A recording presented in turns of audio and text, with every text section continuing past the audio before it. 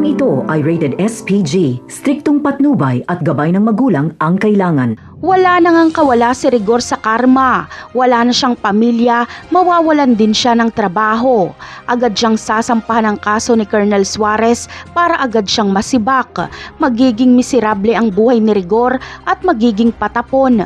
Aasa na lang siya kay Marites para makakain. Hindi rin siya makakahanap ng ibang trabaho dahil hindi siya tatanggapin. May kinakaharap kasi siyang kaso.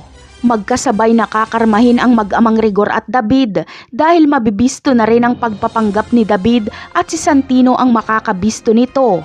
Sa kapalpakan ni Olga at David sa pagsugod sa Red Phoenix ay galit na galit si Ramon. Wala man lang kasing nalaga sa Red Phoenix, kaya sa susunod ay si Ramon na ang kikilos. Siya ang tutugi sa mga Red Phoenix. Habang si Santino naman ay natakasan niya si David. Nakita niya ito pero hindi siya nakita ni David. Kaya takang-taka si Santino kung paanong nasa Montenegro si David. Kaya mas lalo pang gaganahan si Santino na maging member ng Red Phoenix dahil gusto niyang malaman ang sikreto ni David. Sa kanyang pagtatanong ay mapag-aalaman ni Santino na si David ang anak ni Ramon Montenegro.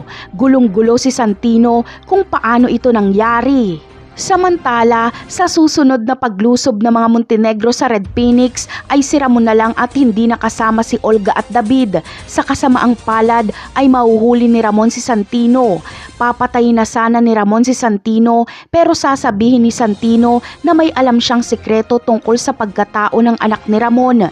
Ikakagulat ito ni Ramon kaya dadalhin niya si Santino kay David. Kaya naman, dito na ibubunyag ni Santino ang pagkatao ni David. Agad namang makakataka si David dahil kapag makita nito si Santino ay agad siyang aalis. Kaya tutugisin ni Ramon si David habang si Santino ay pakakawalan. Walang mahihingian ng proteksyon si David dahil gusto din siyang itumba ni Olga para hindi na makapagsalita pa. Habang si Rigor naman ay sibak na sa pagkapulis kaya hindi niya mapoprotektahan si David.